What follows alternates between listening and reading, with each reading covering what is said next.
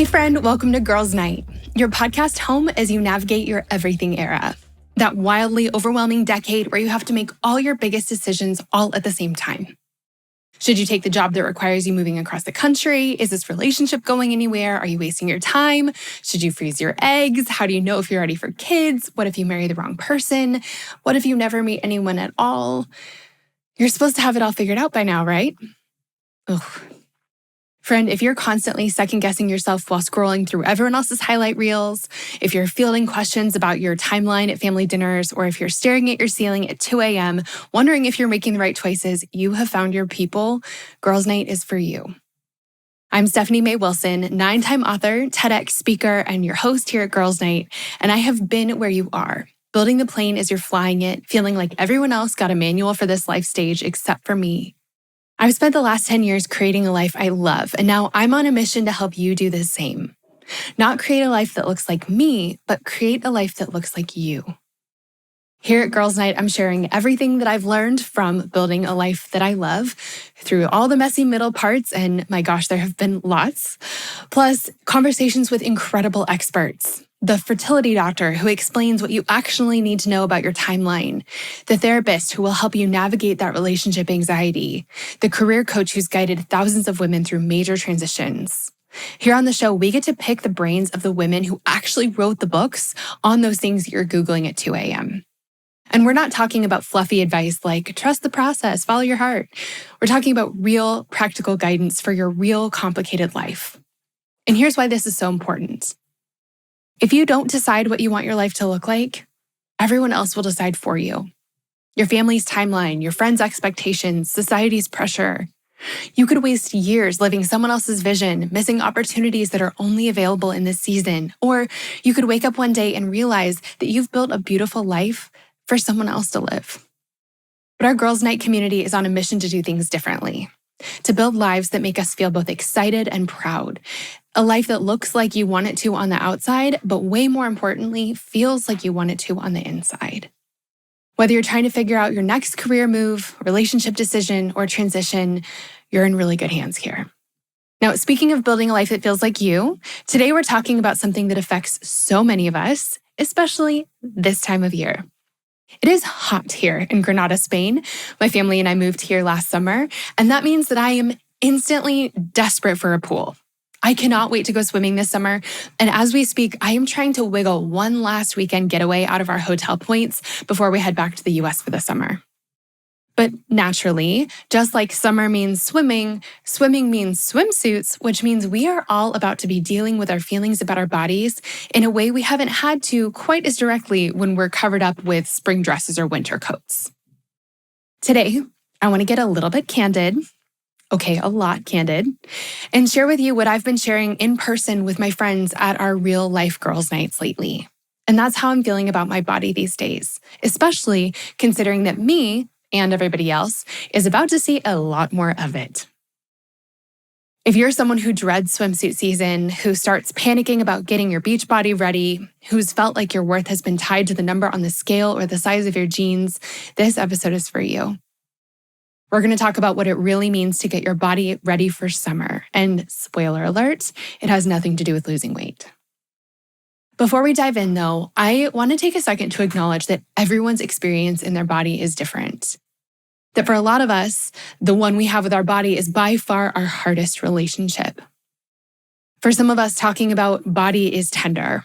For some of us, it is the most tender thing. And so my hope for this episode is that I've been able to create a safe space for you to process, no matter your experience. But if you find a place where I inevitably fall short of that goal, please forgive me in advance. If you've struggled with your weight your whole life, if you've lived in a bigger body and faced discrimination because of it, if you've dealt with health issues, your experience is valid and your feelings are valid. This conversation isn't meant to dismiss the real challenges that people face, including the very real ways that society treats different bodies differently. What I want to say is that regardless of your starting point, regardless of your body's shape or size, you deserve to feel at home in your body. You deserve to define what health means for you. And while mindset work can't erase societal discrimination, it can help reclaim some of the power in how you relate to your own body. So to start out with, I want to tell you a little bit of my story, and maybe you'll see yourself in some parts of it. So I remember having my very first negative thoughts about my body in third grade. Third grade.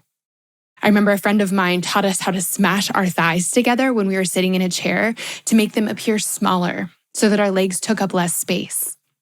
I was 8 years old, learning how to take up less space, learning how to make myself smaller. I don't think I'm the only one. In high school, I was big into dance, and while thankfully I avoided some of the body image and disordered eating that can be so prevalent in the dance world, I was fortunate to have my greatest passion coincide with exercise and building strength.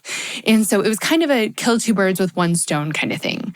I didn't worry as much about how I looked because my hobby and my passion and how I spent most of my time kept me in great shape as sort of a secondary benefit. It was a win-win. Great season. But then in college, that all changed. Suddenly, I wasn't dancing and exercising all the time. Instead, I was drinking way too much, staying up way too late, and eating dorm food and taking advantage of this early version of DoorDash, where they deliver a pizza box to you full of freshly baked cookies and a gallon of milk, and they deliver it to your dorm room. Bless it. And so, as you can imagine, I pretty quickly found that I felt different in my body. My body felt different than it used to, and I didn't feel as comfortable as I had in the past. I didn't look the way that I wanted to. I didn't feel the way I wanted to, which was way less important to me than not looking the way I wanted to. And so I went on this decades-long journey of trying to change my body. So right now, as we're talking about this, I wish I had a better way to describe how bad this was for me and also how bad it wasn't, just to give you a clear picture. I don't feel like I ever had a full-on eating disorder the way we normally think of it, but I definitely had some disordered eating and a distorted body image. I was definitely controlling my eating, and I would go seasons where I didn't eat enough, and I also would either feel good or bad in the day depending on whether I had a calorie deficit or surplus. My worth was super glued to my size, which was directly tied to what I was or wasn't eating, and the whole thing occupied a massive percentage of my brain power and thought life. My inner critic during this time had good days and bad days. We've had a complicated relationship, my inner critic and I. And despite my preoccupation with the width of my thighs, the exact spillage of my love handles, and the fact that I definitely 1,000,000% am genetically predisposed to cellulite in a way that no cream or treatment has any hope of curing, in my mid-20s, I did make peace with myself as a person. I actually learned how to like myself almost all the time and love myself almost all the time. And again, almost all the time, I learned how to treat myself the way that I would a cherished friend instead of a sworn enemy. But in college, that was not the case. I did not have a good relationship with myself in college, really in general, but also because my body would just not comply and transform itself into a Victoria's Secret model, no matter how hard I worked or how many inspirational photos of Giselle I had taped on my refrigerator to warn me of the consequences of my actions. And there I actually really wanted to say snacktions, but I went with actions. But while my inner voice wasn't quite so brutal later in my 20s, thank God, my preoccupation with achieving the perfect body was just as bad. And the crazy thing is that throughout this whole journey, my feelings about myself and my feelings about my body in particular didn't actually change that much along with my size. I was just as preoccupied and dissatisfied at my smallest as I was at my biggest. But then, something happened that yanked my hopes for a perfect body right out of my hands and mercifully put something above it in terms of importance. I started trying to get pregnant. We spent more than a year trying to get pregnant and then almost another year undergoing fertility treatments.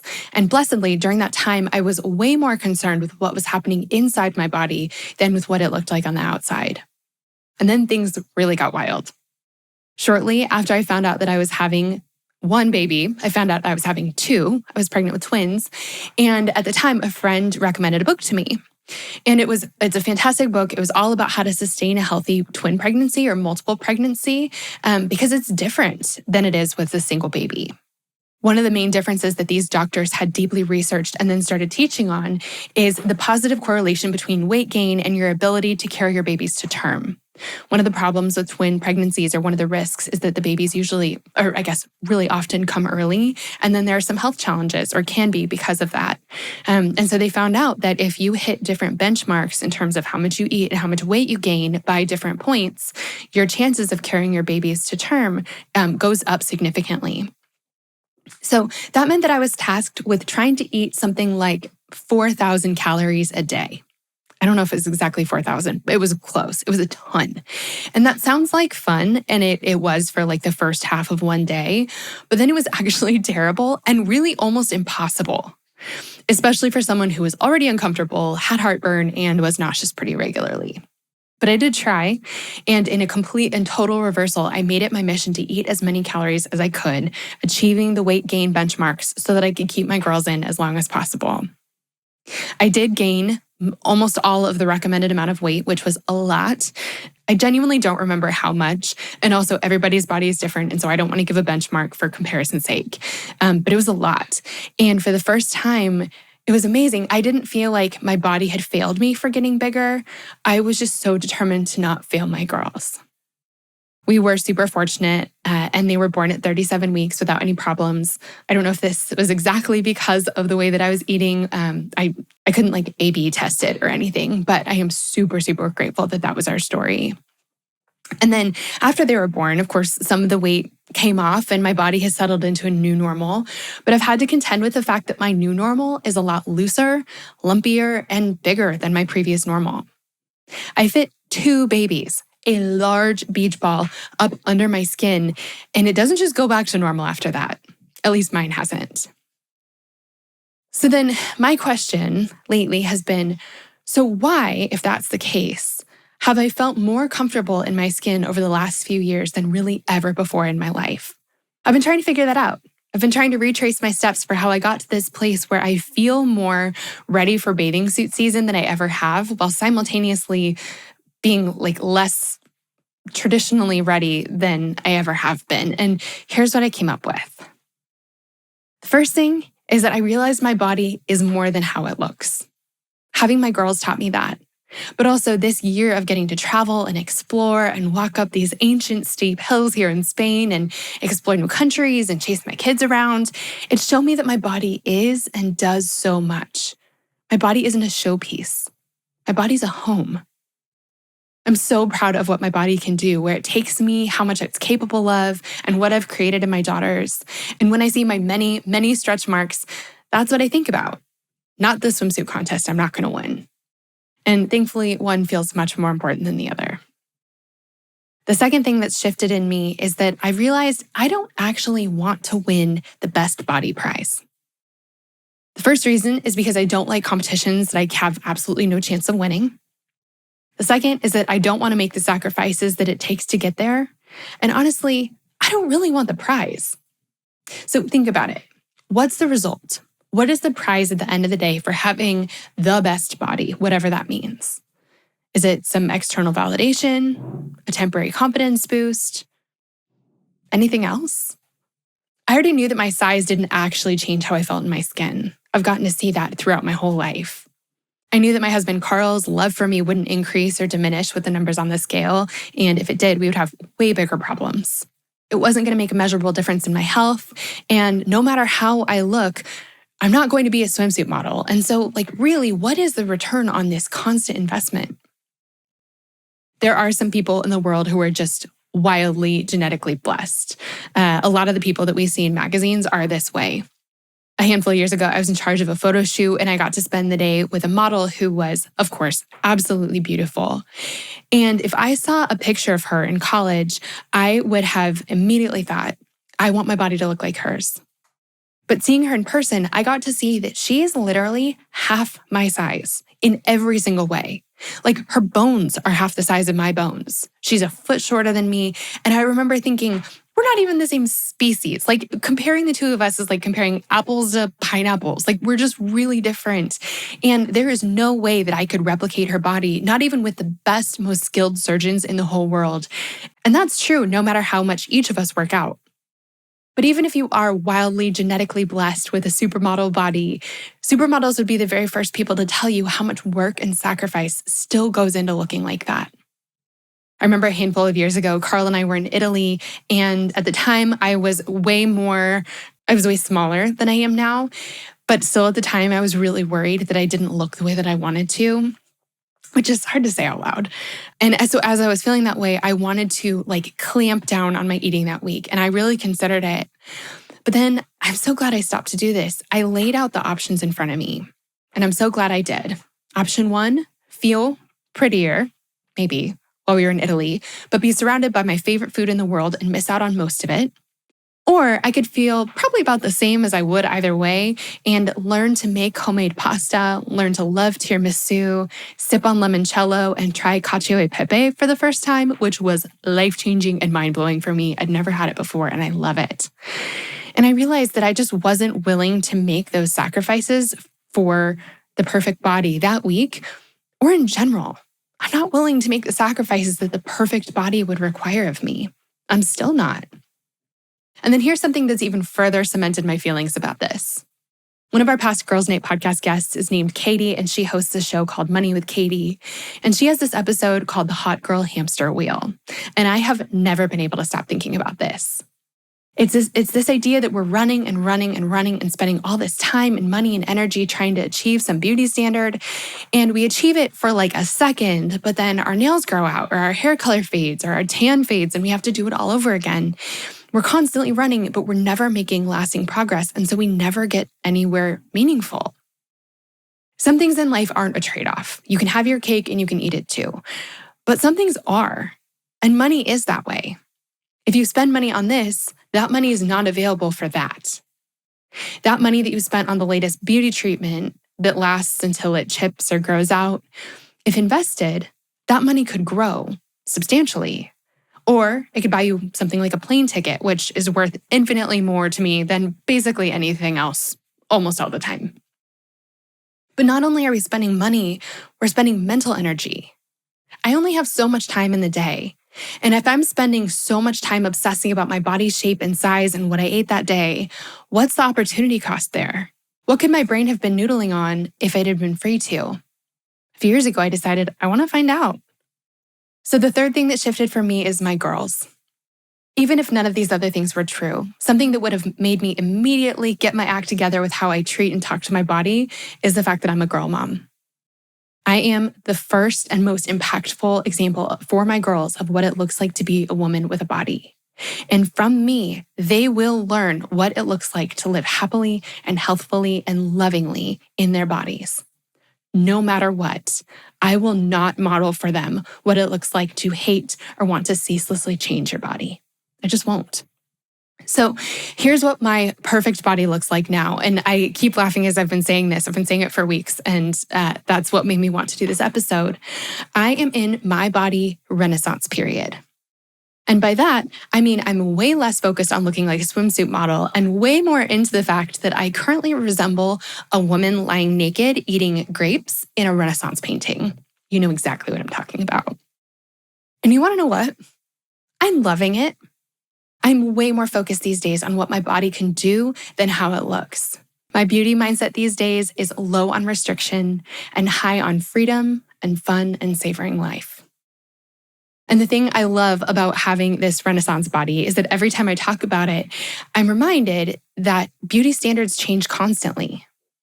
What constitutes the perfect body has changed 1,000 times throughout history, and it'll continue to. Beauty standards change constantly, and we get to decide if we're going to change with them. You also get to define what holistic health means for you in this season of your life. For me right now, health means walking a ton. I'm walking constantly. We don't have a car. And so often, not only am I walking, but I'm pushing a super heavy stroller with, 2 4-year-olds up hills. So cardiovascularly, my heart is in great shape. There are a couple of things that I do want to change right now. I need to add some more vegetables into my diet. We're heavy on pastries, light on vegetables. So that's something I want to add in a little bit more. And then something that I want to do more of in this new year is Pilates. I've been, for like a decade now, a huge fan of Robin at Lindywell.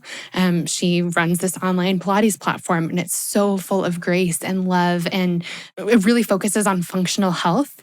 And so that's something that I'm thinking about, is wanting to get stronger again. I haven't done any sort of weight training or strength building since my girls were born, other than, I guess, carrying them around. I want to do more of that in this next year so that I'm strong today, but also because I know the things that I do now will impact my body down the line. And I want to make sure that I'm strong and capable for as long as possible. But I'm also thinking about health in a broader sense. Healthy for me right now means spending a lot of time laughing with friends, sitting in sunny plazas, having both deep and hilarious conversations, and drinking glasses of wine. I've had so much fun this year, and that's been such an important part of my overall health. So where do we go from here? Well, here at Girls Night, I'm on a mission to help you create a life you love. Recognizing that there are a million different ways to live your life and a million different people telling you that their way is the only right way, we have to step up and make some decisions. Here's the thing. Your body, your time, your money, your brain space, these are all finite resources. You have to decide what matters to you most and act accordingly. Otherwise, you're going to get pushed and pulled by whoever shouts the loudest or shames the hardest. There is so much at stake here. Our mental health, our experience of and enjoyment of the world and our life, how we feel about ourselves and how we move through the world as a result, our financial future, our impact on the world, the legacy we're leaving for the generation behind us. There's no exact right way to do this. The only wrong way is letting someone else tell you what you need to look like and how much of your life you have to dedicate to looking that way in order to be worthy of love. Most importantly, your own. So I have some questions that I've put together for you as you are getting ready for this summer season. And actually, I put them together in this really pretty guide that I think will help reframe how you're thinking about getting ready for summer. I'm excited to send you this guide because I think it's really going to make a difference. But here's what I want to ask you to do first. Would you do me the honor of sharing this episode with someone who needs to hear it? Maybe it's your friend who's been stressed about swimsuit shopping. Maybe it's your sister who's about to start another diet. Maybe it's someone in your life who needs permission to love their body as it is right now. Maybe it's your social media community or your group text thread where you share all your favorite things and favorite memes, of course. I want you to take a screenshot of this episode or the Girls Night Show page and share it however feels right. And then email that screenshot to me at hello@stephaniemaywilson.com and I'll send you the complete Renaissance Body Summer Guide. And it has all these questions beautifully laid out for you to work through. Friend, you do not need to earn the right to feel good in your body this summer. You don't need to shrink yourself in order to deserve joy. Your body, as it is right now, is worthy of celebration, of fun, of that fun swimsuit, of dancing, of joy. This summer, instead of trying to get your body ready for the season, let's get your mindset ready. Let's choose freedom over restriction, gratitude over criticism, presence over perfection. I think this could be our most beautiful summer yet. Friend, I can't wait to hear how this episode lands with you. Send me an email and let me know. You can always find me at hello@stephaniemaywilson.com or on Instagram @smaywilson. You can send me a DM there too. All right, that's a wrap on today's episode of Girls Night. If you shared this episode and emailed me a screenshot, check your inbox. I'll be sending you that Renaissance Body Summer Guide in just a minute, and it's going to help you reframe how you think about getting ready for summer. Remember, you do not need to earn the right to feel good in your body. You already have it. I'll see you next week.